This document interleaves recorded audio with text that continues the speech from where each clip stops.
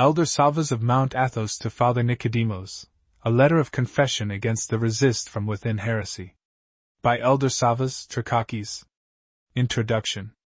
The respected elder, Father Savvas, Trichakis, had followed the policy of the 19 ruling monasteries of Mount Athos, which believed, as do many people, that we must make certain concessions and accommodations in matters of faith for a period of time. Since he was virtuous, with a sincere and good intention, the fathers who have only recently come to Mount Athos, the so-called New Holy Mountain Fathers, who hold communion with the ecumenists and commemorate the ecumenical patriarchate, would visit the elder frequently. They would hold him up as an example to their disciples and would say that if the zealot dissent and protest were good, would not the virtuous Father Savvas belong to it? However, when the ecumenical patriarch Demetrios concelebrated with the Pope of Rome in December of 1987, the elder roused himself. His soul could not bear to be found in such a blatantly ecumenistic church. Along with other ascetics, he protested and separated himself from all the other fathers of Mount Athos who followed the 19 monasteries. He would not go to services in any of those 19 or in any of the Kelias or Metochia which followed them. All the commemorators were in an uproar, from monastery and Kelian, and many ran to persuade the elder. But the frequent visits, which became burdensome, were to no avail. Finally, the elder was obliged to answer in writing one monk who troubled him frequently, thereby answering all the others troubling him, for they were well organized and committed to using every means to draw the elder out of orthodoxy into the embrace of hellish ecumenism. Below is the text of the elder's letter. Letter of Confession. The Kelian of St. Nicholas, Capsula. August 13, 1991. Dear Father Nicodemos, Evlegit.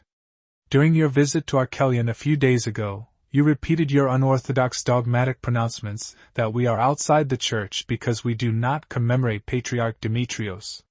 You also made some other statements as well, for which cause we feel constrained to write the following for your fuller instruction, since the evidence and refutations we tendered during our conversation destroyed your peace and made you angry.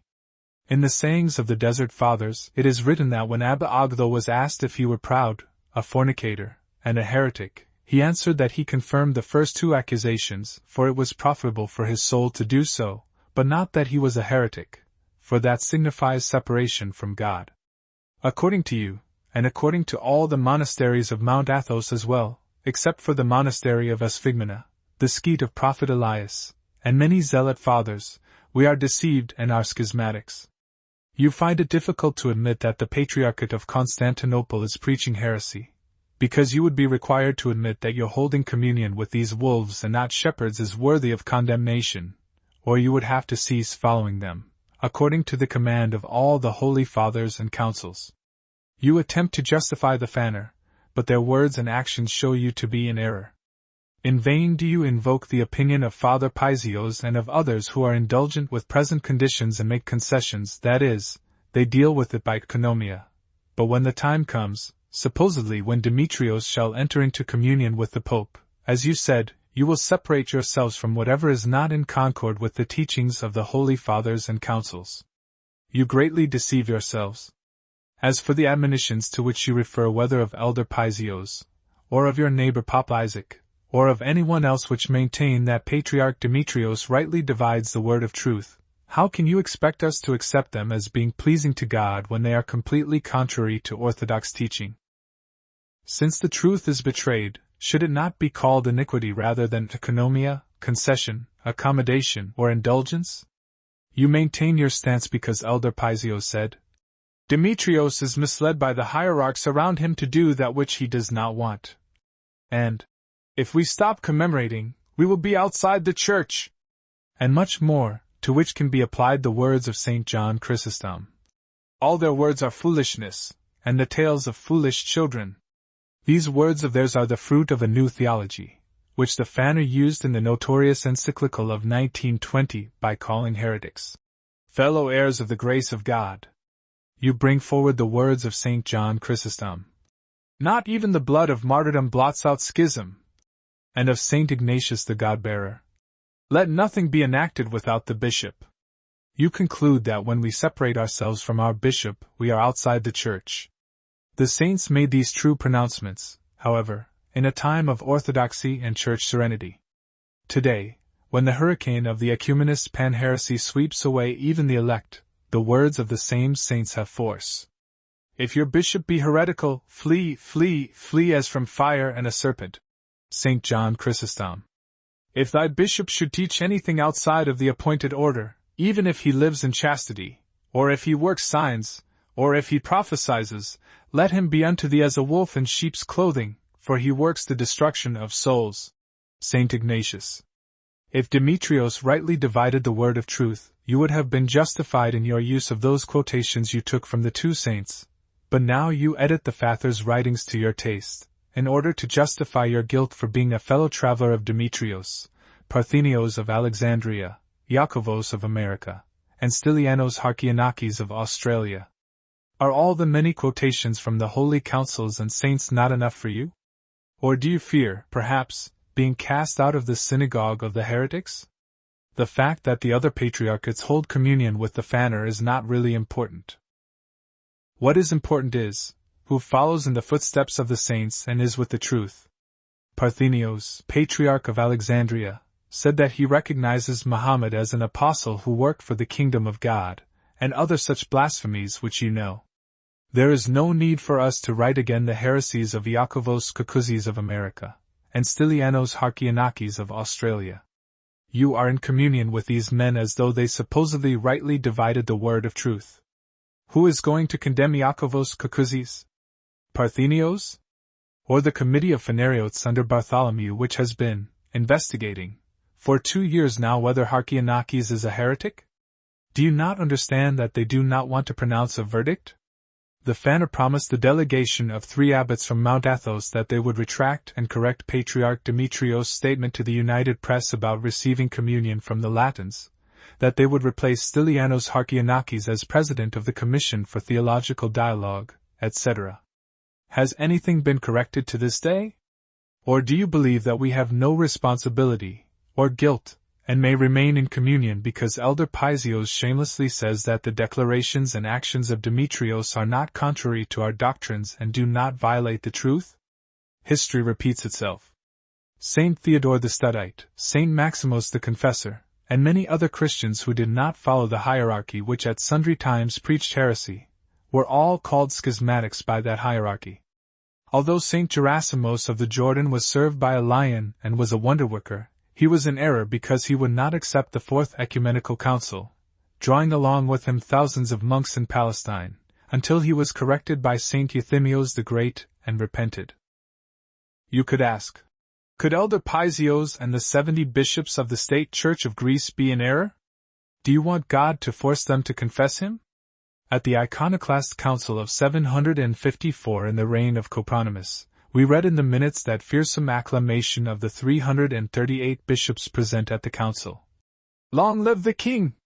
The icons are idols and should either be destroyed or hung high so that they might not be venerated. Do you find it hard to believe that 70 bishops can be deceived today, when, as you see, so many were deceived then? Nowadays, monks desire to gain mitres, abbatial staffs, while observing only a nominal confession of faith, that is, protesting somewhat, but not stopping the commemoration of the Patriarch, and tolerating all the innovations to the gospel introduced by Demetrios, Iakovos, Parthenios, and those like them.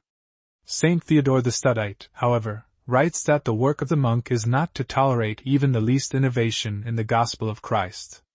At the concelebration in Rome, Demetrios did not receive the host from the Pope in order to avoid hostile reactions from conservatives. However, there in Rome, he did subscribe to the doctrine that the Latins possess the mysteries of the Church, and he continues to do so. Is that not enough? When did the saints and Christians of any century in which a heresy was widely preached ever react as do you, who continue to commemorate Demetrios? What precedent have you found in the history of the Church so you can say you are following it? If you are sons of the saints, that is, imitators and followers of the saints, you would have done the works of Abraham, as the Gospel says. In the time of Patriarch Bekos, the fathers of Mount Athos stopped commemorating him even though he had not been deposed by a council, and because they remained steadfast in their adherence to the precepts of the fathers, that is, had no communion with those who departed from the Orthodox faith, Christ granted them the martyr's crown. As for those who concelebrated with the commemorators of the Latin-minded, official, Patriarch, Beccos, their corpses are found to this day, as is well known, swollen, stinking, and undecomposed, to be an example to all.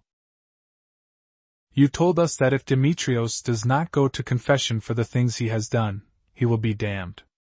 You are now admitting that you are following a man who is damning himself by what he is doing. For him to be damning himself means that he is doing the work of the devil. Consequently, you yourself admit that you have the devil as a fellow traveler. Are you serious, Father Nicodemos, or are you jesting? If Athenagoras had repented and confessed his sin shortly before he died, then would he be saved?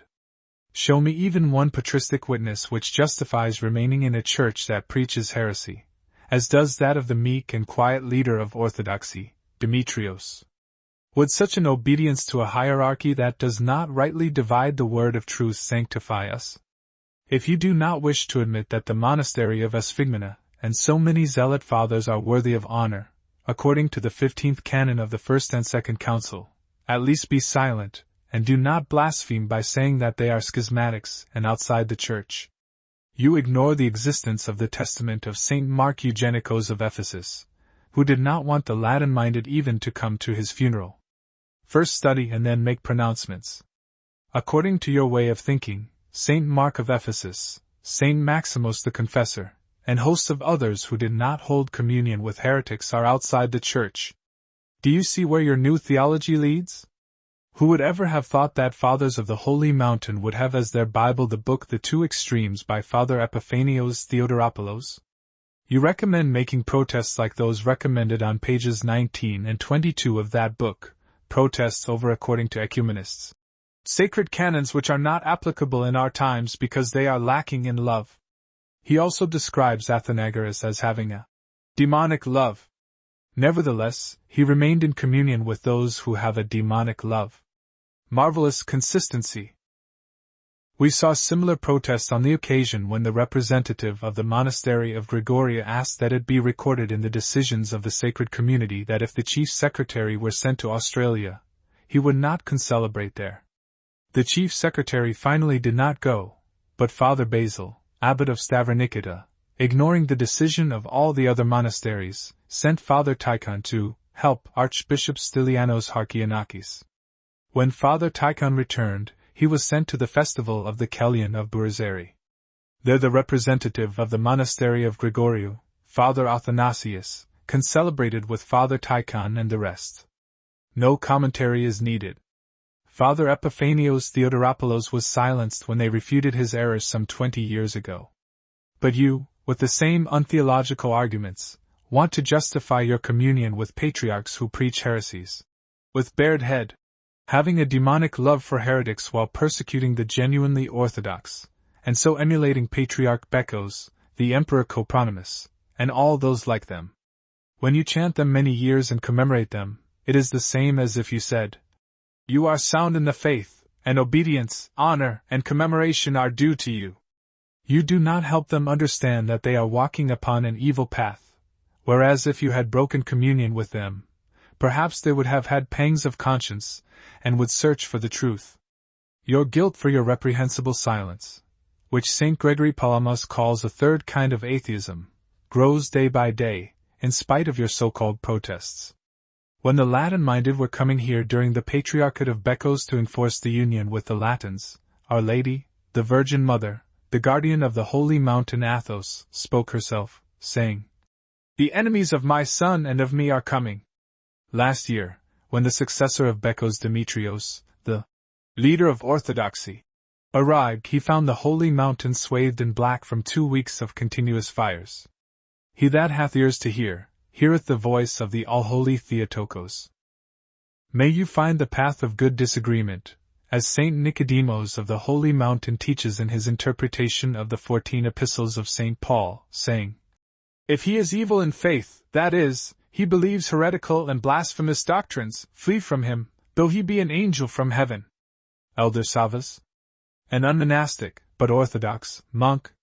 With his orthodox confession, the ever-memorable elder fell asleep in the Lord of his Kellyan, in October of 1991.